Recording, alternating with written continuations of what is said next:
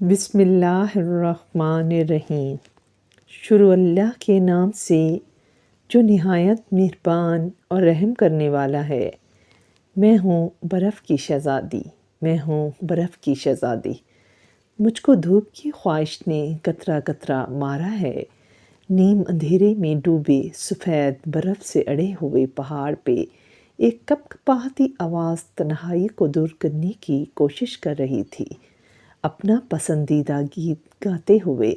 ہاتھوں پر دستانے، گردن میں سرخ سکارف اور سفید اونی کوٹ پہنے اسے سردی کی پرواہ نہیں تھی، لیکن برف سے ڈھکے پہاڑ پر نظروں سے اوجھل خطرناک کھائیوں سے بچ کر اترنا آسان نہیں تھا، خاص طور پر اس وقت جب آپ کو صحیح راستے کا علم نہ ہو۔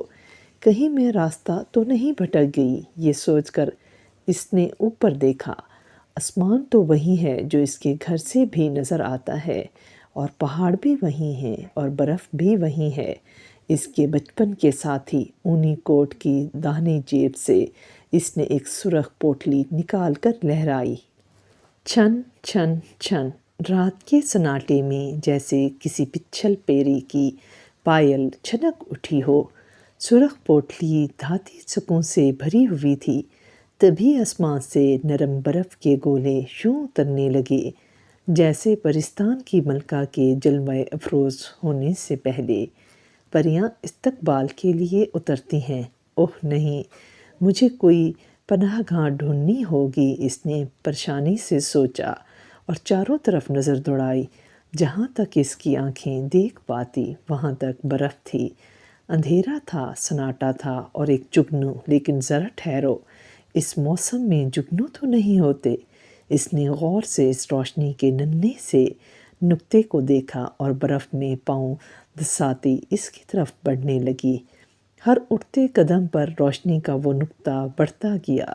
وہاں برف میں ڈھکا ہوا ایک جھونپڑا تھا جس کے کسی محفوظ طاق میں وہ دیا رکھا ہوا تھا جس کی لو کو وہ جگنو سمیٹ بیٹھی تھی۔ اسے ابا کی سنائی ہوئی کہانیاں یاد آنے لگی، جن میں اکثر کوئی شہزادی بھٹک کر کسی چڑیل کے جھونپڑے میں جا پہنچتی ہے اور چڑیل اس شہزادی کو لمبی نیند میں اتار دیتی ہے۔ وہ ڈر گئی، چڑیل سے نہیں بلکہ لمبی نیند سے، کیونکہ اسے تو صبح ہونے تک اس پہاڑ سے نیچے شہر میں پہنچنا تھا۔ اوہ میرے خدایا، میں کیا کروں؟ یہاں کھڑی رہوں تو برف میں دھنس جاؤں گی، اور اگر اندر گئی تو لمبی نیند۔ اسی لمحے جھونپڑی کا دروازہ خود بخود کھل گیا اور کسی نے باہر جھانکا۔ وہ چہرہ کسی چڑیل کا نہیں ہو سکتا تھا۔ اندر آؤ، یہاں آگ ہے جو تمہیں گرم رکھے گی، میٹھی سی آواز آئی۔ وہ سب کچھ بھول کر اندر داخل ہو گئی۔ آتش دان سے تھوڑی سی گرماہٹ چراتے ہوئے اس نے کہا، میرا نام گلوش ہے اور میں پہاڑ کے پیچھے سے آئی ہوں۔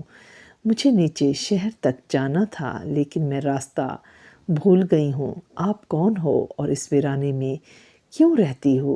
آپ کو ڈر نہیں لگتا؟ وہ پوچھتی گئی۔ ڈر کس بات کا؟ ڈر تو انہیں ہوتا ہے جن کے پاس کچھ کھونے کو ہو یا کچھ پانے کی چاہت ہو۔ وہ اسے گرم قہوے کی پیالی تھماتے ہوئے کہنے لگی، تم مجھے بیا کہہ سکتی ہو، لیکن پہلے یہ بتاؤ تم اتنی رات میں اکیلی کیوں چل پڑی جب کہ تمہیں راستہ بھی نہیں معلوم؟ نیچے شہر میں نمائش کا آخری دن ہے، میں اگر کل وہاں نہ پہنچی تو وہ سب دکانیں بند کر کے چلے جائیں گے اور میری گڑیا۔ وہ ایک دم رک کے سوچنے لگی کہ بتایا جائے یا نہ۔ گڑیا؟ بیا نے حیرانگی سے پوچھا۔ ہاں گڑیا، وہ لمبا سانس بھر کر بولی، میری زندگی کی سب سے پہلی خواہش۔ پتہ ہے بیا، میں کبھی کسی چیز کو پانے کی خواہش نہیں کرتی، لیکن پرسوں جب میں اپنے ابا کے ساتھ شہر میں اتری اور اس گڑیا کو دیکھا تو وہ میری آرزو بن گئی۔ میری پہلی خواہش۔ بیا نے حیرانگی کے ساتھ اس ننھی لڑکی کو دیکھا جس کی آنکھوں میں آگ کے لپٹوں کا عکس تھا۔ گلاوش، تم نے اپنے ابا سے کیوں نہیں کہا کہ تمہیں وہ گڑیا چاہیے؟ ابا تو کبھی مجھے گڑیا لا کر نہ دیتے۔ وہ بانس کی ٹوکریاں اور ٹوپیاں بیچ کر جتنی پیسے کماتے ہیں ان سب کو اس بڑے سے مرتبان میں ڈال دیتے ہیں۔ اس لیے میں نے رات کو ان کے سو جانے کے بعد مرتبان سے پیسے نکال لیے اور اکیلی ہی نکل پڑی۔ وہ معصومیت سے کہہ رہی تھی، تو تم نے چوری کی؟ بری بات بیٹا۔ نہیں، مجھے پتہ ہے ابا مجھے کچھ نہیں کہیں گے، وہ جلدی سے بولی۔ تو بیا نے کہا، اوہ اللہ جی، وہ بھی تمہیں کچھ نہیں کہیں گے کیا؟ وہ جانتے ہیں کہ مجھے گڑیا چاہیے تھی، وہ ہکلا کر بولی، اور پھر میں ابا سے اور اللہ جی سے معافی بھی تو مانگ لوں گی اور وہ مجھے معاف بھی کر دیں گے۔ مجھے پتہ ہے خواہشیں انسان کو اس طرح بھٹکا دیتی ہیں کہ اسے غلط بھی صحیح نظر آنے لگتا ہے۔ بیا نے کہا، اور خواہشیں تو کئی پتنگ کی مانند ہوتی ہیں، ان کے پیچھے بھاگنے والے کو یہ احساس نہیں ہوتا کہ آگے گڑھا ہے یا کسی کنویں کا منڈیر۔ شہر یہاں سے کتنی دور ہے؟ وہ اس کی باتوں سے گھبرا کر بولی، سنو گلاوش، یہ جو تقدیر تمہیں بھڑکا کر میرے پاس لائی ہے نا، تو اس کا کچھ مقصد ہے، شاید یہ مقصد کہ میں تمہیں سمجھا سکوں۔ سنو گلاوش، کیا تم نے کبھی سوچا ہے کہ تمہارا باپ مرتبان میں پیسے کیوں جوڑتا ہے؟ وہ تمہیں گڑیا کیوں نہیں لا کر دیتا؟ شاید اس لیے کہ وہ تمہیں گڑیا سے بڑا تحفہ دینا چاہتا ہو۔ جیسے تمہارے لیے تمہاری گڑیا ایک آرزو بنی ہے، ایسے ہی شاید ان کی بھی ایک آرزو ہو کہ وہ تمہیں گڑیا سے بڑا تحفہ لے کر دیں۔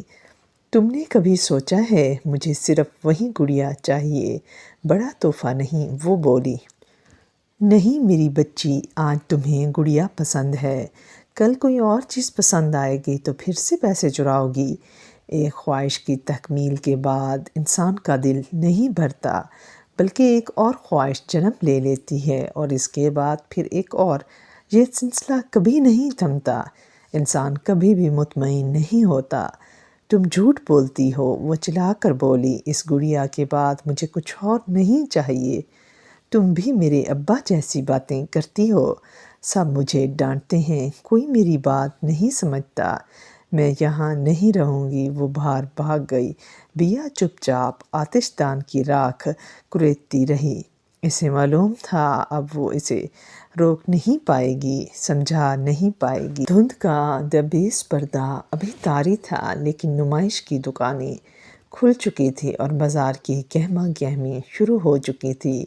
سفید اونی کوٹ پہنے وہ اس دھندلی صبح کا ایک جزو معلوم ہو رہی تھی۔ پہلے وہ جتنی بار بھی آئی تھی ابا اس کے ساتھ ہوتا تھا۔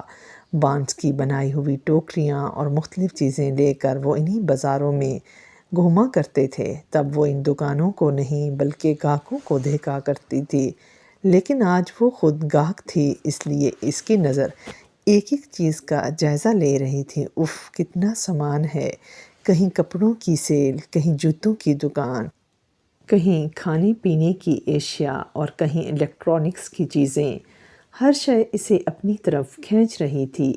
ایک لمحے کے لیے وہ گڑیا کو بھول گئی، لیکن یوں ہی اچانک اسے اپنی مطلوبہ چیز نظر آئی تو وہ بھاگ کر اندر داخل ہو گئی۔ انکل، مجھے گڑیا چاہیے، پھولتی سانسوں سے اس نے کہا۔ ضرور بیٹا، لیکن کون سی والی چاہیے آپ کو؟ سیلز مین مسکرا کر بولا، وہ جو کل آپ کے باہر رکھی تھی، ادھر اس کی طرف۔ وہ تو شاید میں نے آج اندر والے شوکیس میں دوسری گڑیوں کے ساتھ رکھ دی ہوگی۔ آپ ادھر دیکھ کے بتاؤ، میں نکال دیتا ہوں، اس نے سمجھایا۔ تو وہ اشتیاق سے شوکیس کی طرف مڑی۔ اس دیوار گیر شیشے کی الماری میں سینکڑوں گڑیاں پائی تھی۔ کوئی گا رہی تھی، کوئی رقص کر رہی تھی، ایک گاڑی چلا رہی تھی تو ایک پیانو بجا رہی تھی، ایک آنکھیں ٹپ ٹپا رہی تھی تو ایک دلہن بنی بیٹھی تھی۔ وہ سبھی حرکت میں تھی، ساکت تھی، تو صرف گلاوش کی آنکھیں کہ اس کی ایک خواہش اب صرف ایک نہیں رہی۔ انسان ایک خواہش سے مطمئن نہیں ہوتا۔ جن باتوں کو وہ جھٹلا کر آئی تھی وہ تو جیسے اس کے دامن سے بندھی ہوئی تھی۔ کون سی والی؟ سیلز مین پوچھ رہا تھا اور وہ کہنا چاہتی تھی ساری، مگر اس کی نظریں دلہن بنی گڑیا کو دیکھ رہی تھی۔